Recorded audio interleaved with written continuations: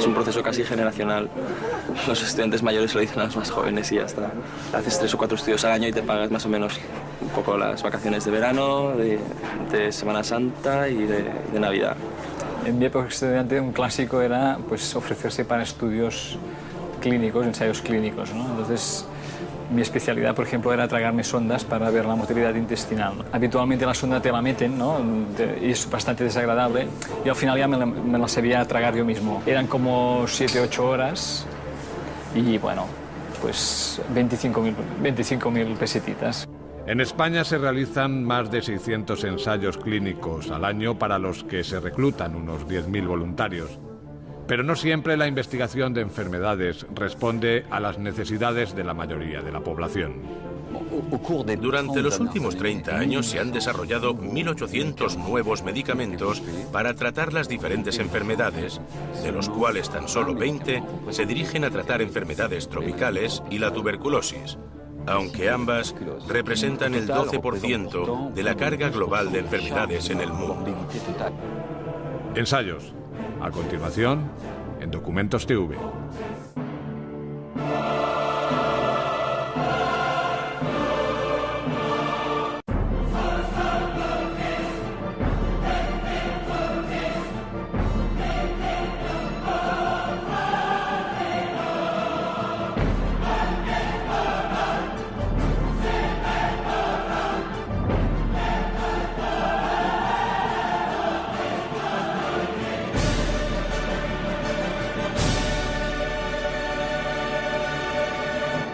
Ladies and gentlemen, the President of the United States, accompanied by the Vice President.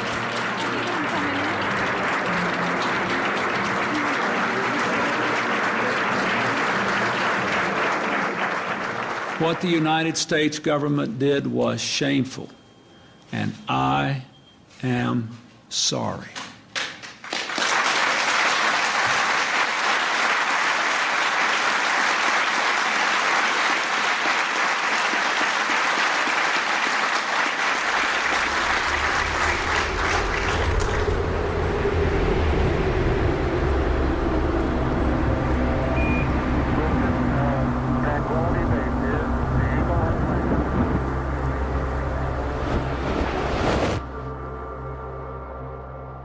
Do you know this word? Wallraffer. No. Well, no conoce. No. Wallraffer? No idea. No. No. Wallraffer. No sé. Je connais pas. No, je connais pas. Do you know what it means? Wallraffer? Muro Rafa. No. ¿Esto es nombre de persona, no? Yeah, you say Wallraffer in Swedish. Is a journalist Günther Wallraff. Y él es de Alemania y de allí viene, de su apellido viene la palabra. Y él se puso con identidad turco y trabajó bajo circunstancias muy duras y muchas veces trabajó más de 20 horas junto con los otros inmigrantes. Y también trabajó como agricultor y también trabajó haciendo experimentos médicos. Günther Wallraff sigue una tendencia de experimentación en periodismo que quizás empezó en los 60, 70, cuando se experimentaba con nuevas formas de relato literario. Hay otro ejemplo muy claro que es el de Norman Spurlock en Estados Unidos, que produce un documental que se llama Super Size Me, donde prueba la comida chatarra, claro, y aumenta 11 kilos de peso. Sí, es una manera de acceso al campo para poder contar desde dentro, como una técnica periodística, qué es lo que está sucediendo, pero uno lo vive. En mi caso, a mí me interesaba estudiar la industria farmacéutica, concretamente la experimentación en humanos, que es algo de lo que sabemos muy poco. Todos vamos a la farmacia, compramos medicamentos, nos medicamos, pero sabemos muy poco de la industria farmacéutica. Mi experiencia como voluntario en los ensayos clínicos para hacer el trabajo periodístico duró un mes. Y durante ese mes que estuve trabajando dentro, lo primero que uno descubre en sus compañeros voluntarios es que, claro, todo el mundo lo hace porque necesita dinero, unos con más y otros con menos urgencia. Wallraff realizó su investigación en 1985. En realidad, desde entonces, el colectivo de inmigrantes sigue realizando los trabajos más duros y peor remunerados. Sin embargo, hoy en día, la situación de los ensayos clínicos ha cambiado mucho y ya no son solo los inmigrantes los que mayoritariamente se someten a ellos. En España se realizan más de 600 ensayos clínicos al año y para ello es necesario reclutar a más de 10.000 voluntarios remunerados. La mayoría de ellos son estudiantes de medicina y jóvenes nacionales. También se prestan a estos ensayos, aunque por otros motivos, enfermos terminales a los que la medicación existente no les da gran esperanza de vida. Yo soy de una generación que pudo ya hacer el servicio social sustitutorio y no ir a la mili, al servicio militar. Y en mi caso fui a parar a farmacología clínica en el Hospital de Sant Pau. Mi trabajo allí consistió, durante unos meses, mis mañanas estaban ocupadas en ir haciendo una corrección sistemática de unos tests de habilidad, de memoria, a los que se había sometido a unos voluntarios que estaban en el hospital en un proceso de análisis. Uno cuando tiene 18 o 20 años y está haciendo el servicio social, pues claro, como ese tiempo para él sigue siendo entre perdido e inútil, intenta al menos concentrarse en algo, pero hubiera sido estar haciendo una imaginaria a las 4 de la mañana en Melilla. Bueno, una de esas mañanas que yo estaba corrigiendo con mis plantillas, veo entre la puerta abierta a aparecer a Uriol, mi amigo de la infancia, que venía a someterse a algún tipo de análisis como voluntario, pero venía entre bebido, colocado en un estado de embriaguez que, bueno, fue realmente alucinante después de tanto tiempo, volverse a encontrar con el amigo del alma. Bueno, era como surreal, ¿no? Debajo de esa cúpula, en el hospital. En el año 91, en la facultad, en el equipo de fútbol, había algunos que entraron a hacer estudios de medicamentos, de ensayos clínicos, y yo me apunté, me cogieron, y entonces el estudio consistía en que nos tenían en las instalaciones del Hospital de Sant Pau, y entonces allí pues nos administraban o un placebo o el medicamento. El diazepam es un ansiolítico, tiene efectos, provoca somnolencia, tiene efectos relajantes musculares. Y entonces lo que querían valorar, creo recordar, era la capacidad de pérdida de atención que teníamos a la hora de tomar el medicamento. El primer ensayo clínico con humanos que reconoce la historia es el de un médico escocés llamado James Lind, quien en 1746 se embarcó en un buque inglés para encontrar un remedio contra el escorbuto que aniquilaba a los tripulantes de la Armada Británica. A partir de sus experimentos, Lind descubrió que la solución era aumentar la dieta de naranjas y limones en alta mar. Y así Inglaterra se convirtió en la primera potencia marítima del planeta. El Hospital de Sant Pau cuenta con lo que se denomina el Centro de Investigación de Medicamentos, donde se lleva a cabo investigación clínica con personas. Empezó sus actividades en el año 83, es decir, hace unos 25 años, y desde entonces se han efectuado más de 300 proyectos para dar respuesta a preguntas muy dispares sobre la seguridad y también el efecto farmacológico de los medicamentos. Para que un medicamento pueda estar disponible en las farmacias es necesario que pase por toda una serie de etapas en su estudio. La primera de ellas se lleva a cabo en animales, en el laboratorio, y una vez allí se ha evidenciado de que es seguro, que no crea problemas y que potencialmente puede ser útil, es cuando se plantea su administración por primera vez en el hombre, y es cuando se inicia lo que se denomina la fase clínica, la fase de estudio clínico de un medicamento. Bueno, desde los tiempos de Wallraff, ¿no? Evidentemente se ha evolucionado mucho en cuanto a la ética que rodea los ensayos clínicos. No tiene nada que ver el desarrollo de fármacos hace 20 años, 20, 30 años con lo que está pasando ahora. Ahora es extraordinariamente exigente.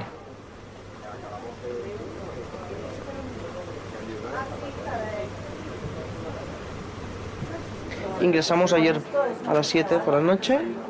Cenamos aquí, hemos pasado la noche aquí para estar todos en ayunas, comer lo mismo, y luego a las 6 de la mañana nos han empezado a poner las vías, y luego bueno, a las 8 empieza el primero con el medicamento y cada 5 minutos pues va pasando cada uno. Yo tengo un poco de pánico a las agujas. Suena contradictorio al ser médico, pero cuando pincho a alguien no me importa, pero cuando me vas a pinchar a mí sí que me importa, ¿no? Entonces, bueno, es un poco de terapia de shock también, ¿no? Así aprendes un poco a acostumbrarte a las agujas y ya está. Bueno, es un ensayo clínico que lo que hace es compara dos fármacos, el que ya está en el mercado que se le ha acabado la patente y que será un genérico. Cualquier laboratorio con el mismo principio activo que ya el que existía puede pues, añadir unos excipientes o cualquier cosa y que se comercialice. Entonces será más barato y tiene que demostrar que es igual de eficaz que el que ya está en el mercado. Es un proceso casi generacional. Los estudiantes mayores lo dicen a los más jóvenes y ya está. Haces 3 o 4 estudios al año y te pagas más o menos un poco las vacaciones de verano, de Semana Santa y de Navidad. He hecho un antiepiléptico, un hipotensor,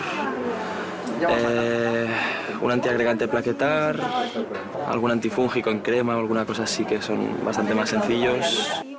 Todo el mundo te pregunta, ¿no? En el fondo, ¿qué consecuencias tiene? ¿No tienes miedo que se hagan bultos verdes en la oreja? No, estas cosas no pasan. Este estudio que estamos haciendo ahora es amoxicilina. De hecho, estadísticamente los que estamos aquí, 1, 2, 3, 4, 5, 6, 5 al menos habrá tomado amoxicilina de la marca que estamos probando, no la nueva evidentemente, sino con la que comparamos, no la típica. En mi época estudiante un clásico era pues, ofrecerse para estudios clínicos, ensayos clínicos, ¿no? Entonces mi especialidad, por ejemplo, era tragarme sondas para ver la motilidad intestinal. Habitualmente la sonda te la meten, ¿no? Y es bastante desagradable y al final ya me la sabía tragar yo mismo. Me metía la sonda, pim pam, y bueno, me estaba allí toda la tarde, un poco molesto. Hacían unas comprobaciones y tal, unos estudios fisiológicos, medían la movilidad intestinal, pues metían agua caliente, agua fría, metían un producto así o así. Y bueno, sí, eran como 7-8 horas y bueno, pues 25.000 pesetitas, estaba bien.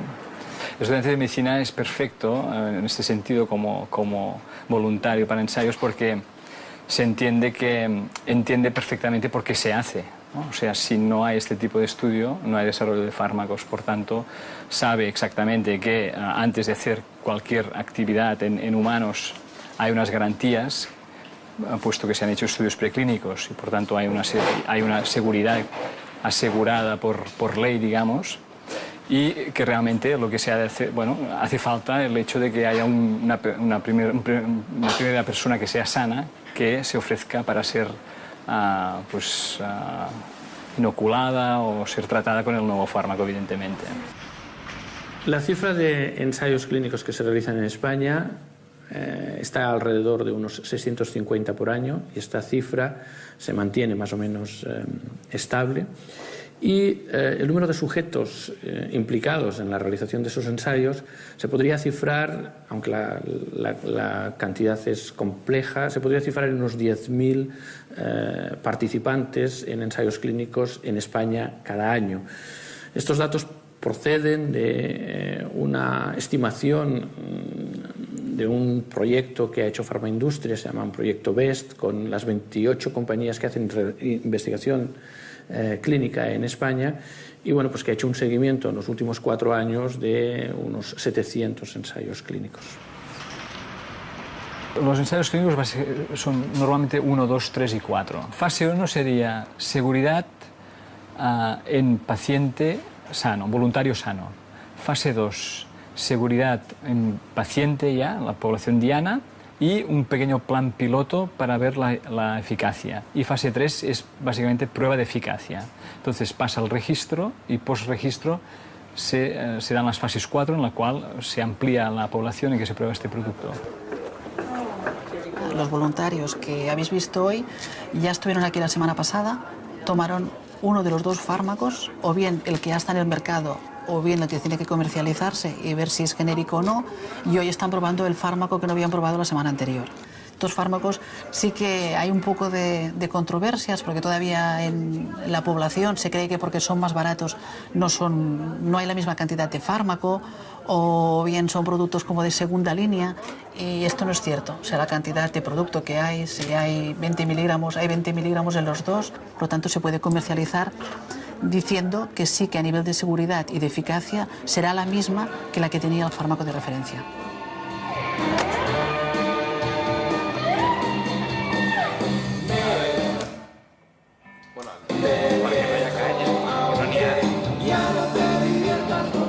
Pues hace un par de años me enteré que en Sant Pau hacían los ensayos clínicos y Bueno, me dieron un teléfono y llamé y el primero que me interesó fue el de los antihistamínicos, que era por el tiempo y por el dinero. Me hicieron como una revisión médica para ver si era válido para el ensayo. También para este tenía que tener cierta resistencia al alcohol también, porque tenía que beberme vodka por la mañana. Y bueno, entonces vas por la tarde a las 7, te dan de cenar, te quedas ahí a dormir en las camillas y cuando te levantan luego por la mañana te pesan, te ponen en una mesa allí grande con todos y con un temporizador, sí, con un temporizador pues te hacían beber pues de vodka, bueno, vasos así de vodka con zumo de naranja. No sé la cantidad de vodka que lo ponían, pero no estaba frío ni nada. Había un placebo de alcohol y un placebo de pastillas en cada sesión. Y no te lo decían hasta que bebías. O sea, era un poco también jugaban con la sorpresa de estar bebiendo y entonces estábamos los 5 que estábamos ahí. El primero es placebo, no es placebo, venga, no es placebo tal. Y a ver a quién le tocaba. También intentamos saber cuál era la secuencia, si seguía algún orden o algo así cada semana. Cuando la penúltima semana me toca alcohol, digo, bueno, la última ya sé, es que no entiendo bien lo del placebo de alcohol, porque lo notas. Teóricamente el placebo, bueno, no sé la definición de la palabra placebo tampoco.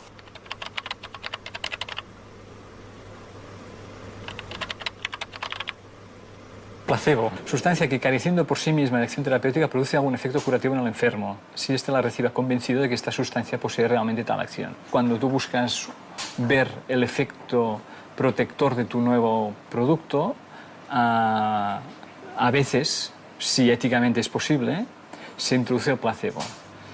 Entonces todo lo que se induzca por el hecho médico, por el hecho de ensayo, que significa introducir este producto que no tiene ninguna acción biológica, entonces se ve que, bueno, pues es lo que te sirve de cero.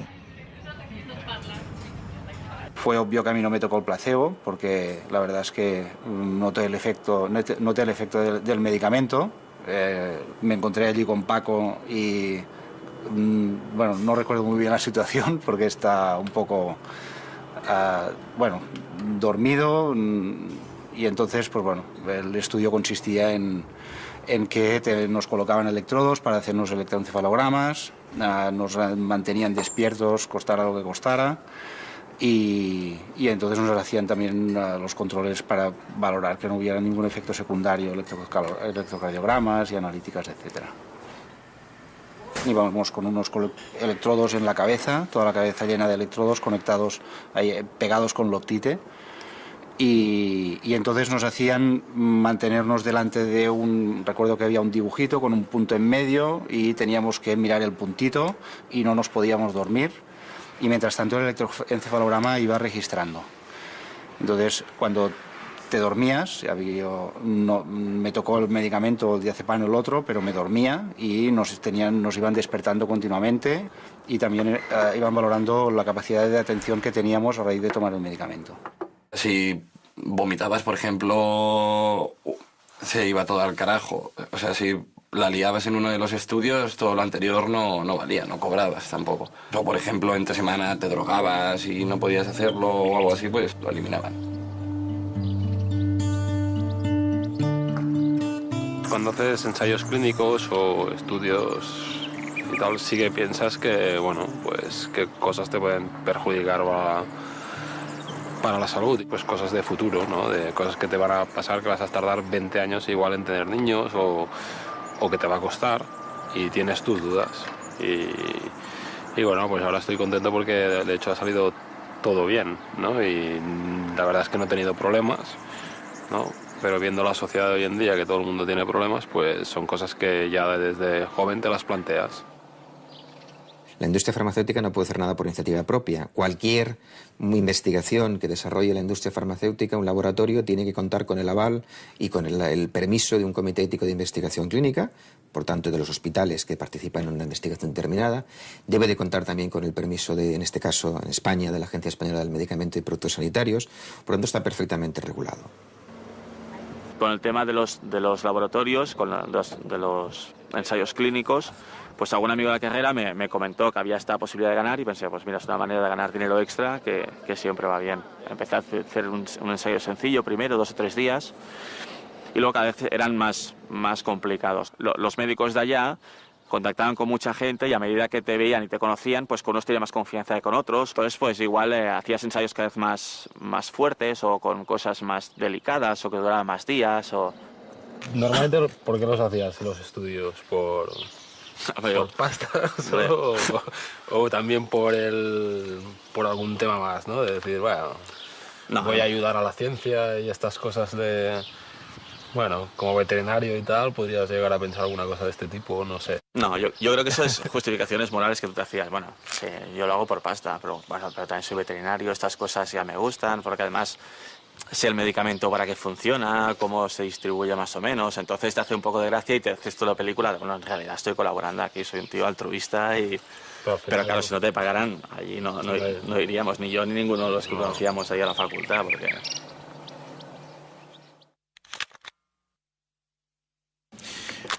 Hace 6 décadas, la injusticia y la indiferencia se combinaron para escribir uno de los capítulos más vergonzosos en la historia de la medicina americana.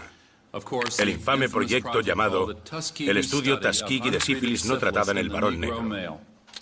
En 1932, el Servicio Público de Salud americano decidió comenzar a estudiar la sífilis, pero persiguió este noble objetivo de un modo que fue imperdonablemente cruel. Varios cientos de hombres afroamericanos, hombres reclutados por el Servicio de Salud en iglesias, clínicas y granjas, fueron usados en el estudio. La mayoría tenía sífilis. Ninguno supo que llevaba la enfermedad. El Servicio de Salud monitorizó las vidas de estos hombres y observó cómo se desarrollaba la enfermedad, reteniendo la medicina.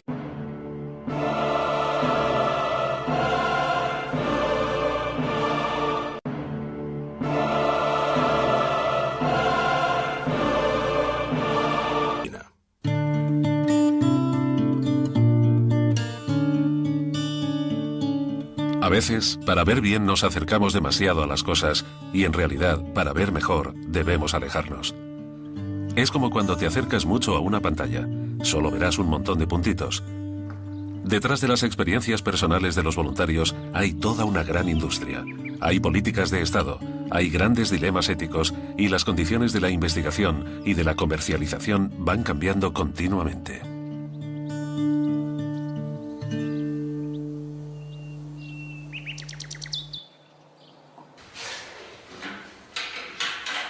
El informe de Médicos Sin Fronteras del año 2001, Desequilibrio Mortal, es el informe que nos objetiva que el 90% de los recursos sanitarios se dedican a enfermedades que afectan el 10% de la población mundial. Hay enfermedades que afectan a millones de personas, como por ejemplo la fase crónica de la enfermedad de Chagas en Latinoamérica, 20 millones creo que son los afectados, que en ese momento del estudio pues tenían ningún tipo de investigación, no se investigaban para nada. Es importante destacar, como hace este informe, bueno, pues cuáles eran las enfermedades o condiciones princeps, las que se llevaban la mayor parte de esta inversión de recursos, insisto, no solo económicos, sino también de recursos humanos y de investigación. Pues bien, en este informe se detalla que eran 3 condiciones y esas 3 son la impotencia masculina, el insomnio y la obesidad.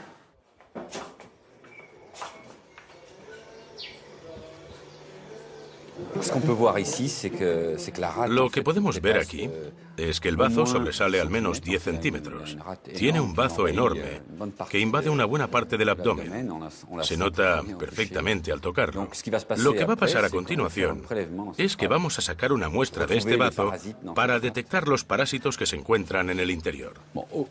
Durante los últimos 30 años se han desarrollado 1.800 nuevos medicamentos para tratar las diferentes enfermedades, de los cuales tan solo 20 se dirigen a tratar enfermedades tropicales y la tuberculosis, aunque ambas representan el 12% de la carga global de enfermedades en el mundo.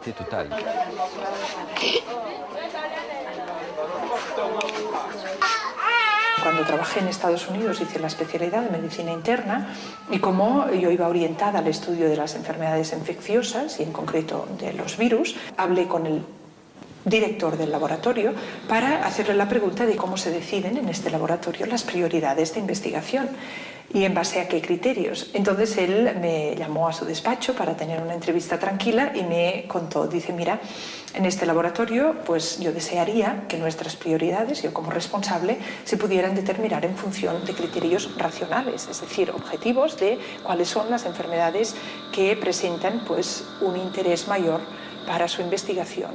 Pero me dijo, eso evidentemente no es lo que hacemos, sino que lo que hacemos es que nos acogemos a la lista de prioridades que determina el Congreso de los Estados Unidos. ¿Por qué? Pues porque la financiación nos va a venir de ahí. El problema que hemos observado con Médicos Sin Fronteras sobre la enfermedad del sueño es que la única medicina que existe es el melarsoprol, que es un derivado del arsénico extremadamente tóxico, por lo que al inyectarlo se corre el riesgo de que 1 de cada 20 pacientes pueda morir por la toxicidad del medicamento. Es difícil imaginar que al comienzo del tercer milenio continuemos usando un medicamento para tratar una enfermedad infecciosa que mata a 1 de cada 20 pacientes. Le hacemos pruebas al finalizar cada semana de tratamiento. Se las volvemos a hacer transcurridos 3 y 6 meses. Esto es para intentar detectar si uno de estos tratamientos tiene un efecto de sordera en los pacientes, porque es uno de los efectos secundarios que se conocen de la paromomicina. Por eso lo seguimos muy de cerca, y en este caso, al cabo de 6 meses, el paciente no muestra síntomas de sordera, así que no tiene secuelas después del tratamiento. Pues la industria farmacéutica está, desde mi punto de vista, y esto es objetivable además con datos, haciendo un sobreesfuerzo para que precisamente esos medicamentos que en condiciones normales nunca se desarrollarían puedan empezar a desarrollarse. Yo lo que veo es, por ejemplo, en el caso de la tuberculosis se puede curar. O sea, en 6 meses de tratamiento se cura y hay fármacos desde hace 30 años y no son caros. ¿Por qué no se cura? ¿Por qué hay todavía 2 millones de muertos? Cuando aquí no tendría que haber ningún tipo de problema para curar esto, ¿no? O sea, no se necesita, no es culpa de la Big Pharma, por ejemplo, que no se cura la tuberculosis. Es un tema pues, socioeconómico puramente. Un tema pues, que no hay infraestructuras, hay sistemas sanitarios débiles, no llegan los fármacos a los enfermos, ¿no? Esto es un problema. Estos enfermos no se pueden tratar porque si se tratan pierden el trabajo o lo que sea, ¿no? O sea, es un tema bastante estructural. El tema, por ejemplo, del mismo desarrollo de la enfermedad. Oiga, no hace falta vacunas. ¿Dónde hay más tuberculosis? ¿Dónde se genera más tuberculosis? Es lo que llamo el factor solomillo, ¿no? Oiga, donde comen menos es donde hay más tuberculosis. Infectarse se infecta todo el mundo. El tercio de la humanidad está infectada. Pero claro, si tú llevas una vida más o menos sana, tienes una alimentación más o menos regular y bueno, con todos los elementos equilibrada, etcétera, no vas a desarrollar la enfermedad tuberculosa, ni mucho menos. Yo creo que la industria farmacéutica, sinceramente, puede perfectamente compararse con cualquier otro tipo de industria privada, porque sus esfuerzos en relación a la mejora de la salud en el tercer mundo son superiores a los que podríamos exigirle a una empresa que fabrica lavadoras o teléfonos o agua mineral o automóviles. La ausencia de tratamiento para algunas enfermedades, como el mal de Chagas, o el uso de medicamentos extremadamente tóxicos para la leishmaniasis, que es también una enfermedad mortal. En base a eso, Médicos Sin Fronteras ha decidido promover el desarrollo de medicamentos modernos que permitan tratar a los pacientes de otra forma, dentro de este contexto difícil. Este testimonio de Médicos Sin Fronteras ha provocado el nacimiento de la iniciativa DNDi, cuyo objetivo es desarrollar nuevos tratamientos para este tipo de enfermedades. En el año 2001, Sanofi Aventis crea un programa Impact Malaria para intentar mejorar el tratamiento de esta enfermedad. En el 2007 se llega a un acuerdo con DNDi para intentar crear un medicamento que aglutine a otros dos. Es decir, el problema que tiene la malaria es que hay que tomar muchísimos medicamentos, lo cual dificulta el seguimiento del tratamiento. Con esta iniciativa, Sanofi Aventis de NDI, se consigue generar un único medicamento, con lo cual va a facilitar el cumplimiento de la terapia por parte de los enfermos. Esto es extremadamente importante. Y además, un aspecto a considerar es el hecho de que establecemos dos tipos de precios diferenciados. Es decir, aquel sector de la población con poco poder adquisitivo va a tener el medicamento a precio de coste. No hay ni beneficio ni pérdidas para la compañía que lo produce. Y aquellas personas con mayor poder adquisitivo pueden llegar a pagar algo más, lo cual ayuda a rentabilizar también el proyecto en sí. A todos los habitantes de aquí de la comunidad de Guardarrayas los estamos convocando a una reunión que tendrá lugar aquí en el Centro de Salud de Guardarrayas. Por favor, venir un representante o dos de cada casa. A las 4:30 los estaremos esperando aquí en el Centro de Salud. Estaremos hablando sobre lo que es la enfermedad del mal de Chagas. Este que se llama Ronnie, desde que pone el huevo hasta que llega a ser adulto tarda 6 meses. En 6 meses podemos tener hasta 500 chinches. Las paredes rajadas, detrás de los calendarios, detrás de los cuadros, detrás de las cajas de ropa, debajo de los petates. Sí, así es. Ahí tenemos que buscarla. Y la otra que le gusta vivir en estas casitas. Un momentito. Mire, le vamos a mover un par de cositas ahí. El mal de Chagas es una enfermedad extremadamente olvidada. Es la típica enfermedad olvidada, porque está presente sobre todo en América del Sur, donde afecta a los pobres más pobres. Pero resulta que hoy aparece en los países ricos, porque acompaña a la migración hacia España o América del Norte, de gente que viene infectada, de madres que vienen infectadas y transmiten la enfermedad vía materno-infantil. Y además hay otra vía de transmisión, a través de la sangre, porque cuando utilizamos sangre de gente infectada, corremos el riesgo de infectar a quien necesite una transfusión.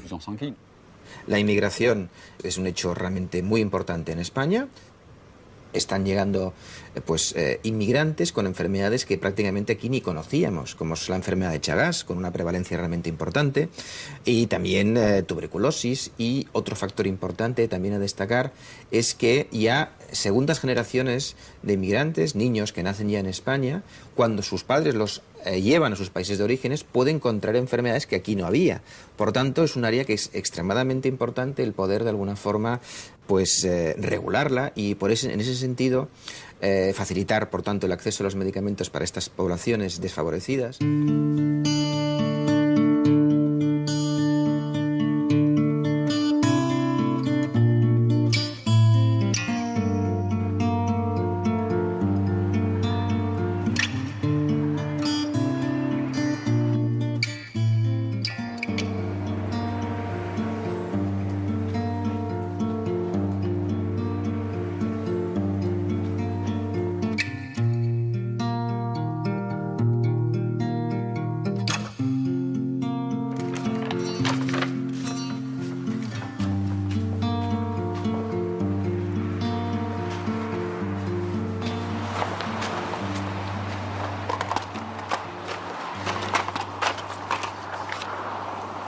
¿Cuál de los tres quieres? ¿Cuánto vale? Vale lo mismo, 2,97. Es el mismo.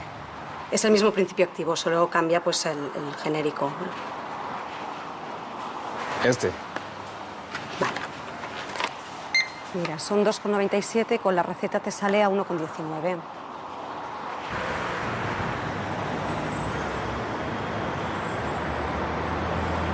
Cuando sale un medicamento genérico nuevo en el mercado es cuando hay más diferencia de precios entre el genérico y la marca comercial. Por ejemplo, aquí tengo una paroxetina, que es un antidepresivo, que el genérico vale 28,13. Tengo aquí otro genérico que vale igual, 28,13. Y luego tengo las marcas comerciales. Aquí tengo tres. Esta vale 40,54. Esta otra también 40,54. y la última igual, 40,54. Entonces es cuando se ve que hay más diferencia de precios entre la marca comercial y el genérico. A medida que va pasando el tiempo y van saliendo nuevos genéricos, normalmente los precios bajan y las marcas comerciales también bajan el precio hasta llegar al precio de referencia que tienen los medicamentos genéricos. En nuestro país los medicamentos de marca entran cuando tienen medicamento genérico en un sistema de precios de referencia que es el precio al que la administración abona ese medicamento concreto. Entonces los medicamentos de marca suelen alinearse con los medicamentos genéricos y entonces se produce un fenómeno y es que por el mismo precio podemos tener un medicamento de marca. Eso tiene un componente bastante bueno también para el propio paciente porque puede mantener la marca durante un tiempo más prolongado, incluso a precio de genérico, y ese es un elemento muy importante para lo que se llama la adherencia al tratamiento. El tema de las patentes es un tema fundamental para la industria farmacéutica. El tiempo de vida son 20 años. Desde que tú sintetizas la molécula hasta que la puedes lanzar, pueden pasar entre 8 y 12 años. En ese periodo de tiempo tienes que desarrollar toda una serie de ensayos clínicos, desde la fases preclínicas, fase 1, fase 2, fase 3, confeccionar el dossier de registros y luego registrarlo. Se pueden consumir entre 8 y 12 años y una inversión entre 800 y 1.000 millones de euros. Eso equivale al coste de 3 Airbus 380. Es un coste elevadísimo que tienes que rentabilizar para poder de alguna manera recuperar la inversión realizada y además esa inversión que tú recuperas la utilizas después para desarrollar nuevas moléculas. El problema que tiene la farmacéutica es que tiene una competición brutal con los fármacos antiguos, porque la experiencia de uso, o sea, como más se ha usado un fármaco, más seguridad tiene. Por tanto, el médico está más seguro de utilizar este fármaco que un fármaco nuevo, que por mucho que lo promocionen, oiga, puede tener un efecto secundario que se manifiesta al cabo de yo que sé cuánto tiempo, o tiene incidencia muy baja, por tanto hay un riesgo, ¿no? O sea, es una competición entre lo que es la ciencia pura, digamos, y lo que es la industria farmacéutica. Entonces es una competición que cada uno tiene su papel, hay un equilibrio. Un profesional es un profesional, ha de saber que si un fármaco siempre ha funcionado bien, oiga, si el fármaco nuevo no funciona igual, pues yo me quedo lo antiguo porque sé que va a funcionar mejor, al menos tengo más seguridad, tiene más lo que se dice experiencia de uso, ¿no? En el año 2001, el escritor John le Carré publica su novela El jardinero fiel, cuya trama se sitúa en el ámbito de los ensayos médicos en el tercer mundo. En un célebre artículo explicaba que el Gran Pharma norteamericano, es decir, el grupo formado por las principales empresas farmacéuticas americanas, había convencido al Departamento de Estado que amenazara con sanciones comerciales a los países pobres para evitar que fabricasen sus propios fármacos. Fármacos que podrían aliviar la agonía de los 35 millones de hombres, mujeres y niños seropositivos del tercer mundo. A estos medicamentos de imitación y no patentados se les llama genéricos. Al Gran Pharma le gusta criticarlos sin reparos, diciendo que no son seguros y que se administran de forma descuidada. Pero la realidad demuestra que sencillamente salvan las mismas vidas que podría salvar el Gran Pharma, pero a un coste mucho menor. En el año 71 había una ley en la India que permitía que en ese país, en casos de emergencia nacional, hubiera la posibilidad de fabricar medicamentos que en otros países estuvieran protegidos por una patente, fabricarlos sin, por decir así, haber de pagar las tasas de la patente, o sea, fabricación propia, como si estuvieran permitidos los genéricos. La Organización Mundial del Comercio se crea en el 94 precisamente para globalizar de esta manera los intereses económicos y decreta, hace unos acuerdos que luego se imponen a todos los gobiernos a partir de Estados Unidos y de los organismos internacionales, mediante los cuales se va a obligar a la India y también a Sudáfrica y también a Brasil, también a Tailandia, que son otros de los países que se habían acogido a esta exención de patentes por emergencia nacional, va a obligar a esos países en el término de 10 años a dejar de fabricar sus propios medicamentos. Eso es lo que generó, recordarán seguramente a finales de los años 90, esa crisis del gobierno de Sudáfrica con el gobierno Clinton. Porque Sudáfrica calculó y dijo, imposible, en el 2005 si hacemos eso que nos imponen, entonces vamos a tener una emergencia nacional, se va a aumentar los casos de SIDA y eso no lo podemos hacer de ninguna manera. Bueno, entonces el gobierno Clinton en ese momento amenazó con sanciones a Sudáfrica comparables a las sanciones económicas que estaba ejerciendo en ese momento sobre Irak después de la Primera Guerra del Golfo. El tema de las patentes es una revolución a nivel industrial, porque en vez de todo el mundo trabajar en secreto, que es lo que pasaba hasta el siglo XVIII, todo el mundo se escondía. No, el gobierno, el sistema de patentes lo que te proporciona es decir, tú me explicas exactamente cómo haces tu producto, porque si alguien, a partir de tu patente, no consigue este producto, te bomban la patente, o sea, el producto es tal cual, y a cambio de esto te damos un monopolio de desarrollo de este producto. El monopolio son 20 años. Entonces, el problema que tienen los fármacos es que evidentemente, después hay un timing de desarrollo antes de la salida al mercado. Este timing de desarrollo normalmente son unos 10 años. Entonces te quedan 10 años para conseguir desarrollar el producto, hacer las fases clínicas, etcétera, etcétera, y conseguir el registro, y 10 años más para financiar esta parte previa. Este más o menos es el estándar. Entonces el riesgo que hay siempre es el siguiente.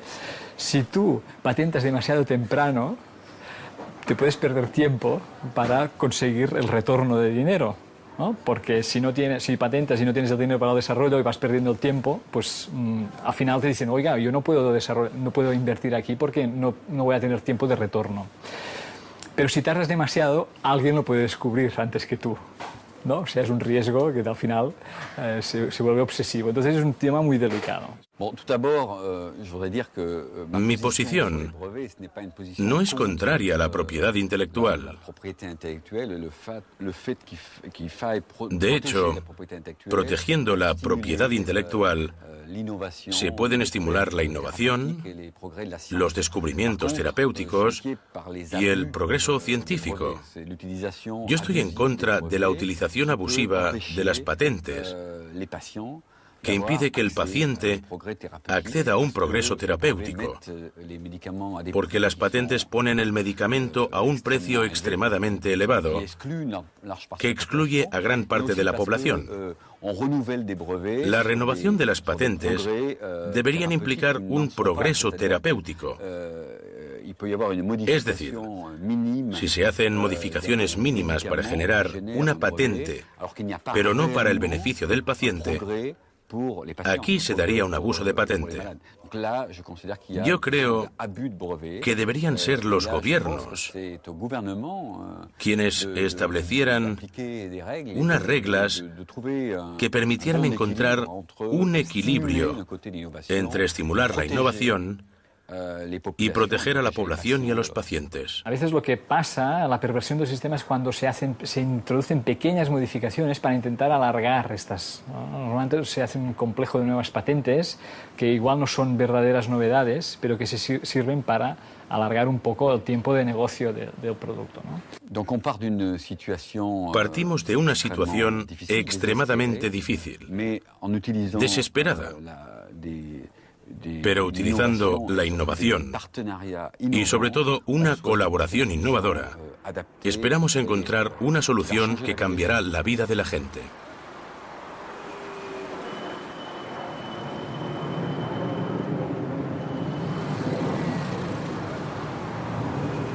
Desafortunadamente, con la experiencia de la Segunda Guerra Mundial, ¿no? El tema de los campos de concentración, que hubo prácticas médicas absolutamente execrables, ¿no? Salió la Convención de Helsinki y básicamente en esta convención pues marca ya pues las pautas de lo que es el actual escenario de los ensayos clínicos.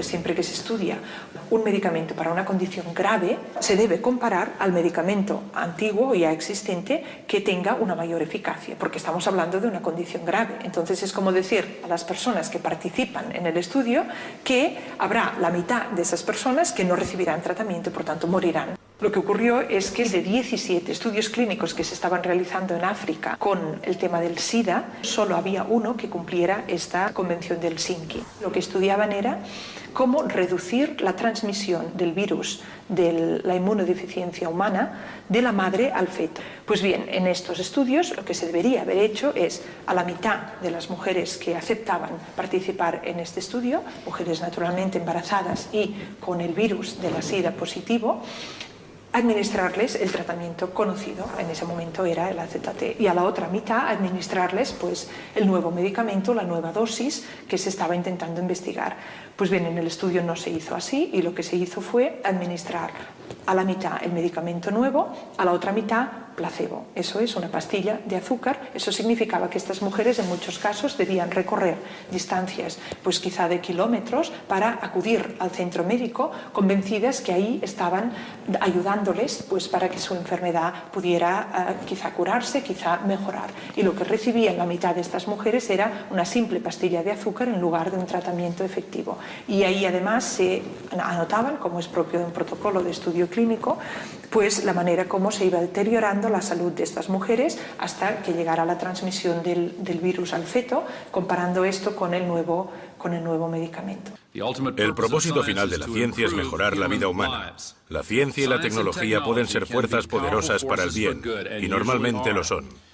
Han curado enfermedades, levantado economías, ayudado a acortar las distancias entre tiempo y espacio. En el siglo XXI, mientras se acelera la marcha de nuevos descubrimientos, debemos vigilar que la ciencia y la tecnología sigan siendo fuerzas positivas en la sociedad americana. Estados Unidos tiene muchas cosas malas, pero por ejemplo, yo me formé en Estados Unidos y el sistema es mucho más abierto que lo que puede ser en Europa o en España, ¿no? O sea, la facilidad para adquirir conocimiento es brutal y la facilidad para poder trabajar es excepcional. Antes Estados Unidos eran auténticos, eran fatales, o sea, no tenían ni la más remota idea. La meca de la ciencia siempre ha sido pues, Alemania, Inglaterra, Francia, incluso España, en la época de la República, era un país equivalente a cualquier otro país europeo. Tenía un gran surtido científico y era un tipo de ciencia puntera, totalmente. Por eso hoy América recuerda a los cientos de hombres usados en investigación sin saberlo y sin su consentimiento.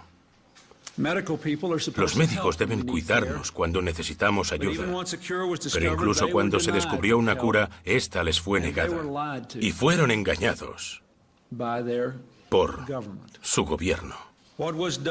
Lo hecho no se puede deshacer, pero podemos acabar con el silencio. Podemos dejar de mirar hacia otro lado. Podemos miraros a los ojos y finalmente decir, en nombre del pueblo americano, lo que hizo el gobierno de los Estados Unidos fue vergonzoso y pido perdón.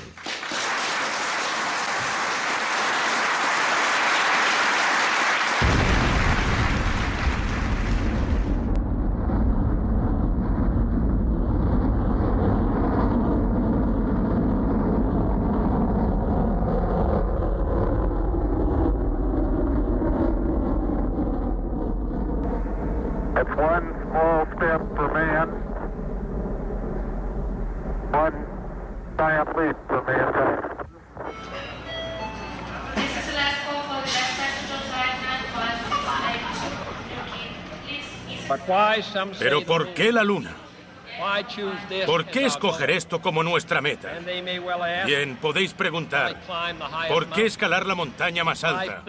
¿Por qué hace 35 años sobrevolar el Atlántico? Escogemos ir a la Luna.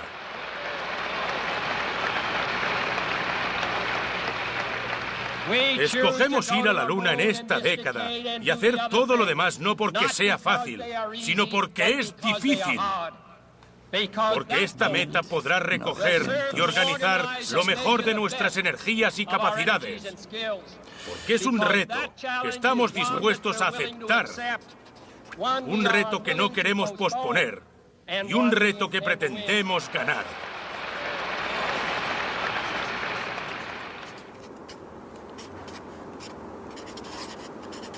El hombre llega a la Luna. Y bien.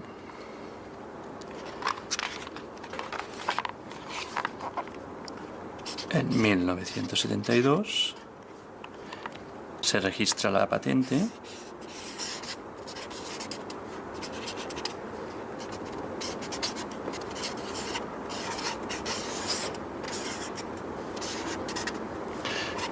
De las ruedas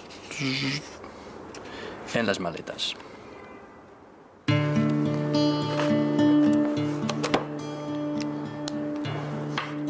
Es decir, que se envía al hombre a la luna antes de ponerle ruedas a la maleta. Es más, a la maleta no se le populariza el invento hasta los años 90. Y como en todos estos inventos o, digamos, descubrimientos, debe haber alguna explicación para que queden tan mal ordenados en la historia. En el caso de la maleta supongo que es que a los 90 se populariza el viajar, sobre todo los suelos pulidos en los aeropuertos, y todos los que viajaban antes de los años 70 o tenían porteadores o nadie les escuchaba cuando estaban arrastrando sus cachivaches, ¿no? Cualquiera hubiera imaginado que el propio Neil Armstrong hubiera ido con sus ropas en una maleta con ruedas. Pues esto no ha sido así. ¿Existirá algún motivo por el cual hoy podemos quitarnos las arrugas del frente con una inyección de Botox y en cambio no se soluciona la enfermedad del Chagas o la malaria? Debe ser dificilísimo solucionar la malaria, pero vaya, más difícil debería ser en los años 60 mandar el hombre a la luna, ¿no? Y Kennedy en su discurso dijo, la mandamos no porque sea fácil, sino precisamente porque es difícil. Debe haber alguna explicación que desconozco por qué esta perversa desorganización de los inventos en el tiempo, ¿no?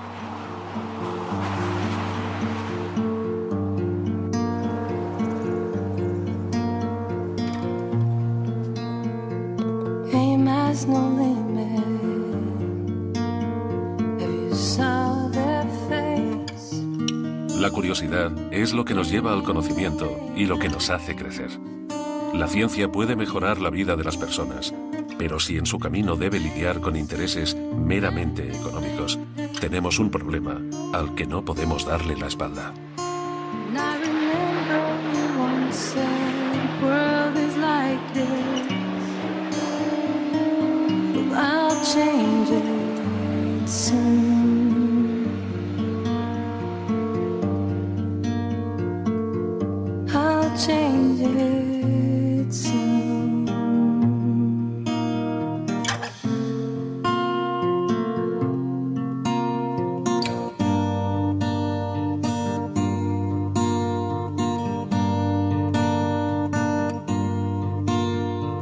Came down for you.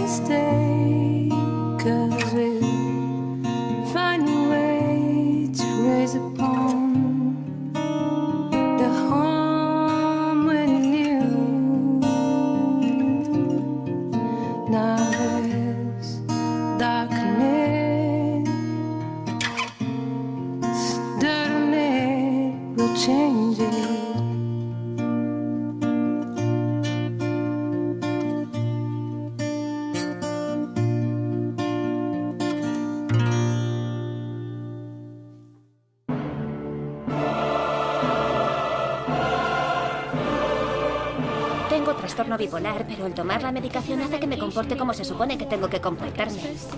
Toma medicinas fuertes. Medicinas fuertes.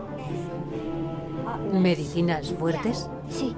En 2001, 1 millón de niños tomaba medicamentos psiquiátricos en Estados Unidos. A cualquier profesional al que recurriéramos no nos daba más salida que los medicamentos. Nunca nadie nos dijo, podemos trabajar sobre su problema aplicando otro tipo de terapias. Solo había una respuesta, que tome estos medicamentos, que tome medicamentos.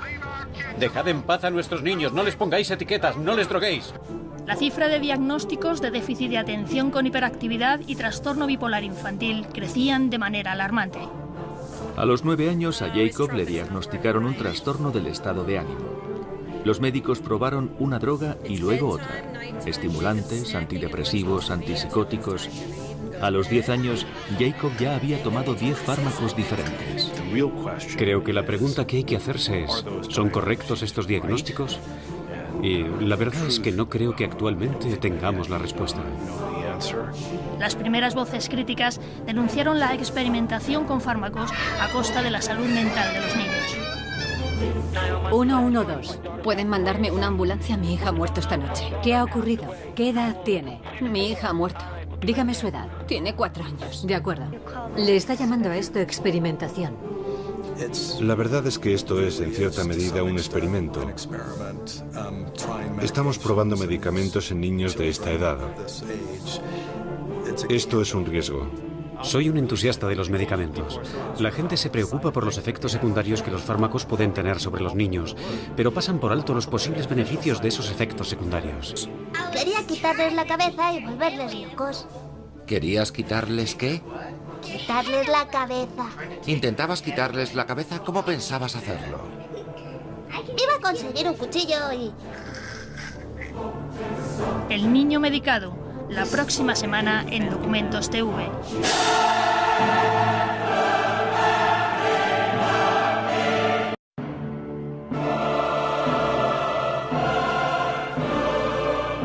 Es un proceso casi generacional.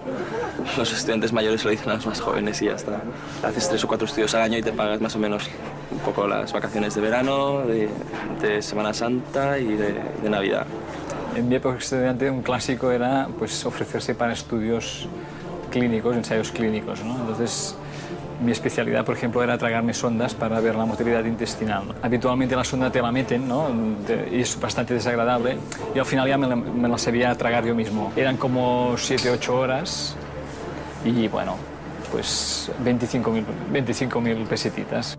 En España se realizan más de 600 ensayos clínicos al año para los que se reclutan unos 10.000 voluntarios. Pero no siempre la investigación de enfermedades responde a las necesidades de la mayoría de la población. Durante los últimos 30 años se han desarrollado 1.800 nuevos medicamentos para tratar las diferentes enfermedades, de los cuales tan solo 20 se dirigen a tratar enfermedades tropicales y la tuberculosis, aunque ambas representan el 12% de la carga global de enfermedades en el mundo. Ensayos. A continuación, en Documentos TV.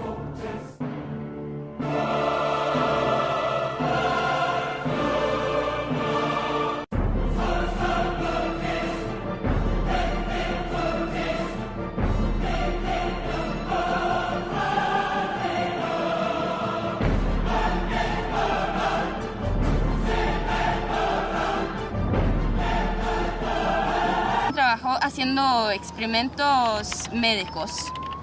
Günter Wallraff sigue una tendencia de experimentación en periodismo que quizás empezó en los 60, 70, cuando se experimentaba con nuevas formas de relato literario. Hay otro ejemplo muy claro que es el de Norman Spurlock en Estados Unidos, que produce un documental que se llama Super Size Me, donde prueba la comida chatarra, claro, y aumenta 11 kilos de peso. Sí, es una manera de acceso al campo para poder contar desde dentro, como una técnica periodística, qué es lo que está sucediendo, pero uno lo vive. En mi caso, a mí me interesaba estudiar la industria farmacéutica, concretamente la experimentación en humanos, que es algo de lo que sabemos muy poco. Todos vamos a la farmacia, compramos medicamentos, nos medicamos, pero sabemos muy poco de la industria farmacéutica. Mi experiencia como voluntario en los ensayos clínicos para hacer el trabajo periodístico duró un mes. Y durante ese mes que estuve trabajando dentro, lo primero que uno descubre en sus compañeros voluntarios es que, claro, todo el mundo lo hace porque necesita dinero, unos con más y otros con menos urgencia. Wallraff realizó su investigación en 1985. En realidad, desde entonces, el colectivo de inmigrantes sigue realizando los trabajos más duros y peor remunerados. Sin embargo, hoy en día, la situación de los ensayos clínicos ha cambiado mucho y ya no son solo los inmigrantes los que mayoritariamente se someten a ellos. En España se realizan más de 600 ensayos clínicos al año y para ello es necesario reclutar a más de 10.000 voluntarios remunerados, la mayoría de ellos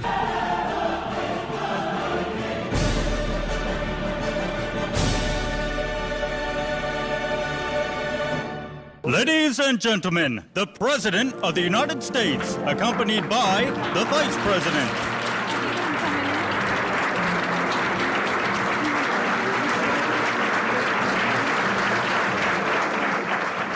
What the United States government did was shameful, and I am sorry.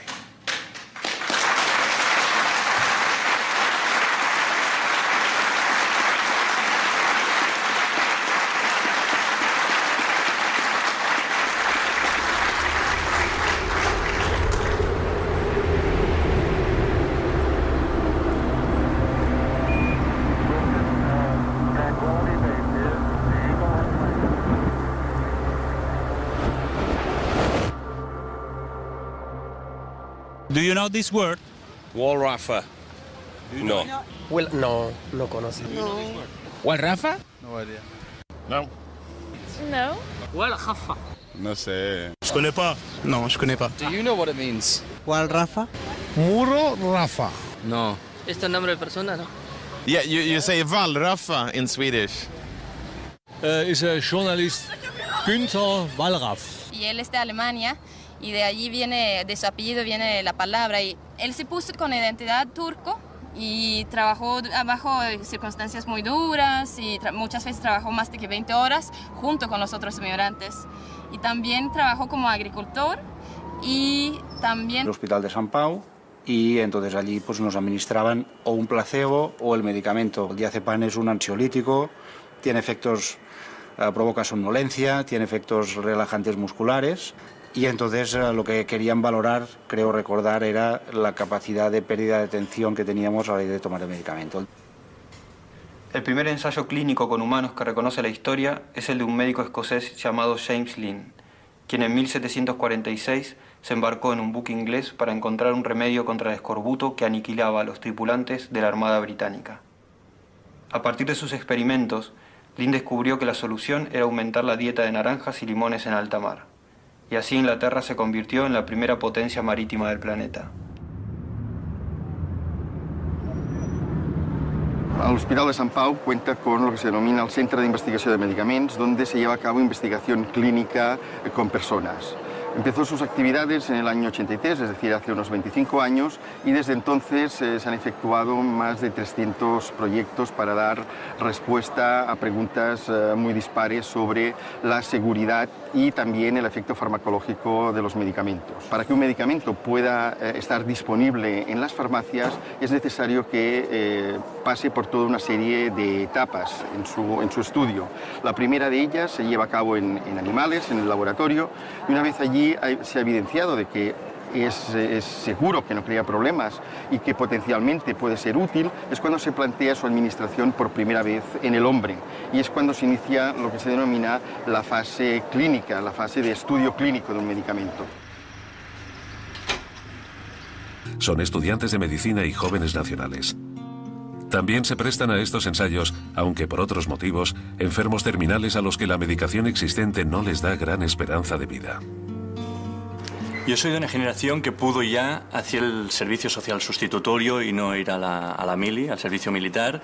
Y en mi caso fui a parar a farmacología clínica en el Hospital de Sant Pau. Mi trabajo allí consistió, durante unos meses, mis mañanas estaban ocupadas en ir haciendo una corrección sistemática de unos tests de habilidad, de memoria, a los que se había sometido a unos voluntarios que estaban en el hospital en un proceso de análisis. Uno cuando tiene 18 o 20 años y está haciendo el servicio social, pues claro, como ese tiempo para él sigue siendo entre perdido e inútil, intenta al menos concentrarse en algo. Peor hubiera sido estar haciendo una imaginaria a las 4 de la mañana en Melilla. Bueno, una de esas mañanas que yo estaba corrigiendo con mis plantillas, veo entre la puerta abierta a aparecer a Uriol, mi amigo de la infancia, que venía a someterse a algún tipo de análisis como voluntario, pero venía entre bebido, colocado en un estado de embriaguez que, bueno, fue realmente alucinante. Después de tanto tiempo,